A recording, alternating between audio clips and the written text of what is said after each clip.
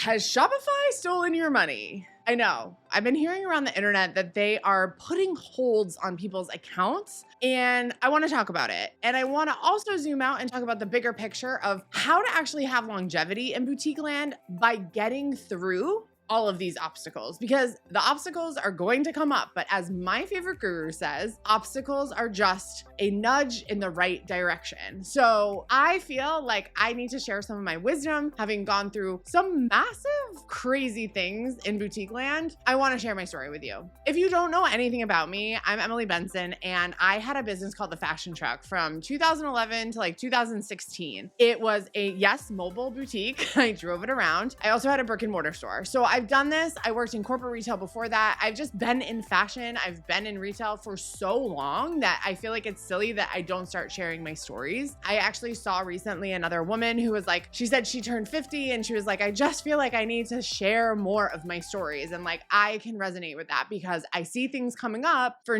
not new boutique owners. That's the thing. I see things coming up for boutique owners who are established, doing incredibly, and then boom, they have choices to make. Obstacles come up. This is where someone like me can guide you through that in a way that's the most effective, in a way that like I've been there too, and also using what we know about your business to get through it. So let's dig in, okay? Like I just want to talk about the crazy, wacky, wild things that have happened, including Shopify stealing money. Okay, so let's talk about that first. I have to be honest, Shopify did not steal my money, but I've been seeing that Shopify has been putting holds on people's accounts. And these are people who have long-standing relationships, they've been selling a lot, but something happens that triggers Shopify to notice you. Something in the algorithm. And again, I don't know what this is and I don't have control over it. And so I don't want to get into like, hey, here's how to solve your problem. What I do know is that this happened with me with PayPal. I had my money held for a couple of months. Yeah, that sucked. And I felt a little bit trapped. Luckily, I had alternative payment methods. So if you're watching this and this has not happened to you yet, please make sure you have like all the different ways turned on to get paid. So the Klarnas, the Afterpays, the PayPal, Venmo, Cash App, like use a lot of resources to take money. Now, I know that's confusing and it's not good accounting advice and it's not good financial advice, but it's good merchandising advice, because if you can't take someone's money, then you can't make money. So the first thing you think when your account gets shut down is like, oh my God, I'm broke. I'm never getting that money. They stole my money. They have to give you your money back. If they don't, that is definitely legal action. In my own experience with online payment systems, I've never seen a payment processor keep money for longer than 6 months. Okay. So again, this is anecdotal. Like, do not use me as like your judge of what's going on with your personal account. But I want to give you some like, take a deep breath. Like, you're going to get your money back. It is going to be annoying. It is going to be difficult. But sometimes that's just what happens when you run a small business. Like, this is why we always say, like, we want people to support small business, because like we too have to deal with this stuff. The other piece of it is it's going to affect your cash flow. Duh. Like, it obviously you're not getting payments. You're not getting your money that you have made. What do? Do you still ship things? Do you still provide services? Like, what do you even do with the customers? Because like they have nothing to do with this. That's the hardest part, is customers have nothing to do with this. You literally have to solve this on your own. So what would I do in this situation? Again, I've been in this situation. What I would do is try to figure out a few things. One, do you have any money where you could launch new product? Do you have any inventory where you could launch new product? And if you can launch that new product so you can get your cash flowing again, how are you going to take payment? How are you going to do it? And how quick can you do it? Now, the biggest thing that I learned from day one in retail, well, maybe like day 90 in retail, was urgency is everything, okay? I have taken that with me in this business. If something is wrong, something happens, I need to pivot quicker and stop thinking about it. I'll give it a few days to think about it, and then I'll take action. Because if you don't take action, the negative momentum starts to kick in. You're getting depressed. You're like, oh my gosh, it's just dealing with obstacles in your business is both mentally challenging, spiritually challenging, and physically challenging. So I think it's important to remember that mentally, that's where you have the most control. Spiritually, that's where you have the most control. Physically, you probably don't have control. And when I say physically, I mean, there's only so much you can do to solve the problem at hand. If there's other forces working against you, like you have to move on. You have to trust and believe that like things are going to work out okay. And at the same time, you have to save your business. You have to help your business, right? So having access to either inventory, cash, or credit gets you another launch. It gets you back on your feet, right? Because you can't stop. That's the hardest thing. I think a lot of people get really stopped in their tracks and like freeze. The freeze response is so normal. As like an old-timey entrepreneur where I've been doing this a long time, you have to move through it. Like it's either going to stop you or you move through it. You, as you have more experience, will move through things faster. Okay. You're not going to go from 0 to 100. Like take 3 days and cry about it. You know, like go to a rage room and smash some things. And then let's figure out what to do. So one of the biggest things that happened in my business when I had the fashion truck was that I crashed it. I crashed my store into a telephone pole and it was awful. It was awful. I had been working so hard. I was exhausted. I woke up really early on a Monday morning to drive my truck into Boston to park at City Hall. And I took a turn too wide. Literally, I left the driveway, got to the end of the street, turned a little too wide, and hit the pole. Luckily, I wasn't hurt. I had a lot of trauma about it though, because I literally crashed my business. The thing about step vans too is like the front of them is the whole thing. The way that these things are built, it's like the back was totally fine. I could have parked the truck and like let people come in the back, but I couldn't move it because like the front was totaled. The engine was broken. Like the dashboard fell down on me. Like it was not good. I took a few days to like process it. It's like still makes me emotional because like I had worked so hard. I was like 2 years in. I was like gaining momentum. It was October 1st. I literally had events booked for the month. I had paid my fee to park up my Sunday spot for the month. That was like $1,500 out the door. And now I'm going to have to figure this out. Like, am I even going to be able to get another truck? Do I have to like go through insurance? Like I never done this. I never been in an accident. And here I am in an accident in my business vehicle. That is how I sell. Like, oh my gosh, it was awful. Okay. And I like look back now and I'm like, I was so upset. I was so depressed from it. I just felt like such a failure. Honestly, like I was like, I can't believe I did that. One of the things my husband says a lot is knowing what you know now.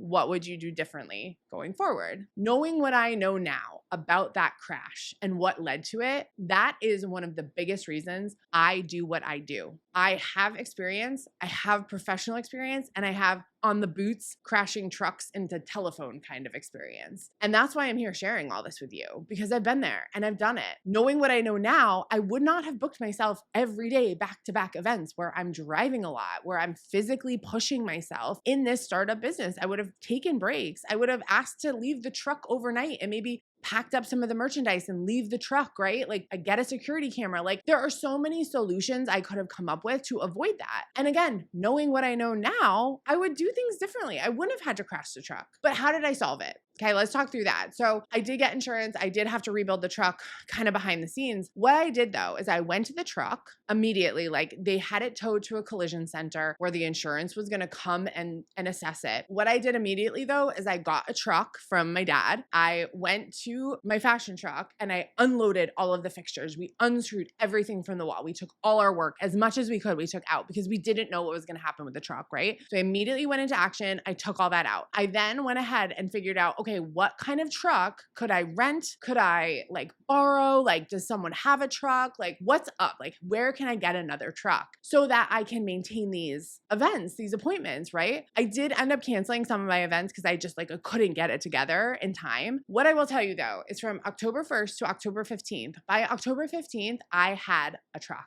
I had a Penske truck. I had a huge banner printed for the side of the truck. We'll put some pictures up here. And we made it work. Like I just did it. I don't know how. I had my cousin came to help me. I had family to help. Like I have such a good support system. And that's what got me through. Like I was able to behind the scenes, I had a new truck pretty much built out by mid-November with my dad's help. And with the fact that we had taken everything that we had built, because we had it totally custom built. So we like took out as much as we could. I was able to get a new truck. I had it driven up here, I think from Virginia, and we just went for it. I booked the wrap. And like, luckily again, I made enough money from the insurance money to be able to pay for it. But if I I couldn't do it, I did have some savings. I knew from the start of my boutique, like I needed to have some money in the coffers. So I would really like stack money away rather than invest always in new inventory. I would kind of like let my inventory sell down to like really make as much money as I could and like throw some cash in the bank so I had savings. But I also was really lucky that my insurance paid me out pretty well because I was able to show that I had like bought other things, I had improved it. The insurance company was really great at that time. I also want to say this, that like everything that I'm talking about happened like before Facebook ads, happened before like Shopify even, like happened before, like all of this stuff, this whole crash happened in 2013. Okay, it's like over 10 years ago. And I feel like it's important for me to say that like you have so many more resources now. Like if I had access to the internet, like if I crashed my truck yesterday and I had the access to the internet the way that you guys do, I would be out there hustling, trying to make my money other ways. Like that's the thing. I didn't have the resources. So don't get stuck. Like I didn't have half the resources you guys have now. And I did not get stuck in the depression and the like, oh my gosh, what am I going to do? I mean, at one point, someone in my life said to me, maybe this is just like when you decide to give it up. Like maybe I just say like, oh, this didn't really work and like, just go get a job. Like you could work at the Nordstrom at the mall. I was stunned. Like, are you kidding me? This is my dream. Like, why wouldn't I keep going? Like, thank you, but no. Like, I understand that you want to save me from this suffering. It's like a very generous, like well-intentioned thing. And at the same time, I need support now. Like, I don't need a way out. I need a way through, right? And that's the difference. People that are entrepreneurs and people that are willing to have a tough skin and really just like figure it out, you're going to be successful. The people that are not successful are the ones that say, you know what? Yeah, that didn't work. And again, there are times with the business you should throw in the towel. I get it. There are different plays on different businesses. This was not that choice for me though. It had only been a year and a half. I had barely given it the runway that it needed to, and I was still making 5-figure months. Like, why would I give that up at this point? You know what I mean? This was a hiccup. This was a mistake. This, knowing what I know now, that was burnout from my neurodivergence. I guess I say all of this just so maybe you can have a little bit of clarity on like the hindsight that is to come for you in this challenge in your business. This challenge in your business like does not have to take you out. This is where you get tested, and this is where you come up with other solutions. There is a solution to almost every single problem that will come up in your business. You just don't know and you haven't experienced it yet. Or frankly, you haven't had the good advice in your corner that allows that for you. It's no secret that my husband and I live in Massachusetts. We've always been huge New England Patriots fans, whether you like us or not after saying that, whatever. But like Tom Brady and the impact that he's had on our lives just growing up with a dynasty of football and like good playing, good coaching, he always reminds me a couple of things. I want to like share these with you because I think it gives you a little bit more perspective, right? I'm sharing my story because I'm like a Bill Belichick. He just discovered Tom Brady. Tom Brady has these incredible skills. Clearly, he is a gifted athlete. And he doesn't have the knowledge, the experience, the breeding of being in a football family the way that Bill Belichick did. Bill Belichick's dad was a coach. He grew up in football. He like in like crucial growth periods for the whole sport, for the whole game, for the whole business, right? NFL is a company. Bill Belichick saw something in Tom Brady and he nurtured it and he taught him. He gave him the most effective plays, the most effective strategies to winning championships. That's why they won 6 rings, right? That's why that happened. Tom Brady couldn't have done that on his own, and Bill Belichick, we've seen, cannot do that on his own. And I'm sorry, Bill, but like, it's okay. We had a good 20-year run. We're all gonna be all right. But I want to throw this out at you. Do you have someone in your life that can coach you, that can mentor you, that can really give you the effective solutions for any problem that comes up in your boutique business? Because at the end of the day, you don't have to figure this out all yourself. If you are looking for more support, you are looking for mentorship, partnership, whatever that looks like for you and feels best for you, honestly, at the stage of the business that you're at, we have something for you. I have something for you. I have my boutique training academy, Inner Circle. You get access to myself, Q&As, monthly trainings with me, and a whole library of really great courses and classes. I also have something that if you are in a position where you're making 30K months, 100K months, 200K months. If you're in sort of that 1% of who watches me, who works with me, who is on my email list, if you're in that 1% where you're making like 30K or above a month and you are looking for someone to just take the weight off your shoulders. I've had a lot of people at these levels, these higher levels where they're like, I've gotten there. I have it. I've gotten there. I don't know what to do now. What's next? I famously have a client who came to me at that moment where she was making 40K months. She just had her biggest month ever, 40K month online boutique. And over the course of 4 years, we built her to $1 million months and she has an 8-figure business. So at the end of the day, like, if you can get yourself to a certain level, we can scale you from there. That's what I offer in a consulting package called Fractional Chief Merchandising Officer, where I come into your business, I help you with your assortment, I help you with your growth plans, I help you with your margins, do your buy plan for you, I advise you on marketing and ad strategy, and actually help you run the ads yourself. Like, there's so much more that I know that I want to share with you, and I love making videos that are like how to, start your boutique in 3 steps. But at the end of the day, like, I love a good nerdy retail conversation with boutiques that really want to have those conversations, that want to look at the data and compare them to what their next steps are. Like, there are ways to make really good decisions, to move through obstacles, to move through challenges with a clear head. One of the biggest challenges we saw in the past 10 years was COVID. Like, let's all be real. That completely changed the boutique landscape. I remember one of the biggest boutiques that like everybody knows, they had shipping times backing up like 3 weeks, 4 weeks. Like they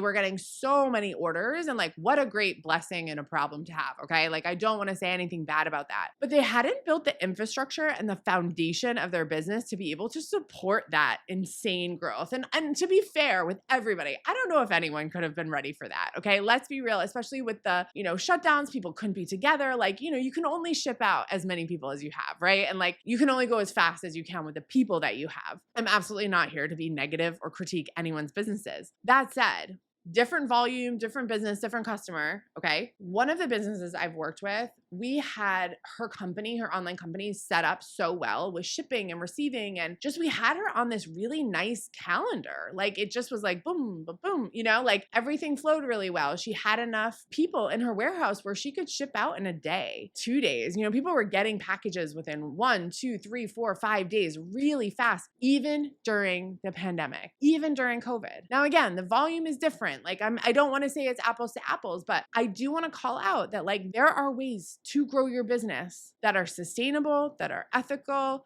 that make sense for you, that don't burn you out. Hi, I'm a victim of burnout like for 40 years now. And there are ways to recover and build your business so it feels so good to you and it feels easy. That's the idea. If you have it, you have good product, you have a good eye, this is what you are good at, but you don't totally understand the business side of it. You can't see clearly like where the next place is to scale. I want to help you. Send us an email at hello@boutiquetrainingacademy.com and tell me a little bit about yourself. We'll jump on a call. We'll get to know each other. And like, if it works, it works. And if it doesn't, that's okay. I still want you in my world. I still want to cheer you on. I still want you to watch, like, and subscribe to this video, right? Like I want you to do right now. And I'm just excited to watch the boutique industry grow again. I feel like we've been in a very tumultuous state. And for whatever reason, I can feel us coming out of it. I can feel the stores that I'm talking to, that I'm working with, that are doing 5-figure months and crushing it. Like, that's just exciting. So many more doors open up, so many opportunities for you open up. And I just want that for you. I want that for more boutique owners. So if you're interested in either the Inner Circle or the fractional CMO offer, look down below in the notes and we'll have more instructions for you. Other than that, you can get through this. You've done hard things. It's going to suck, but you can get through it. And I'm here to help, here to cheer you on. I'm here to support you. Okay. I just spilled my guts. All right. I'll see you on the next one. Bye.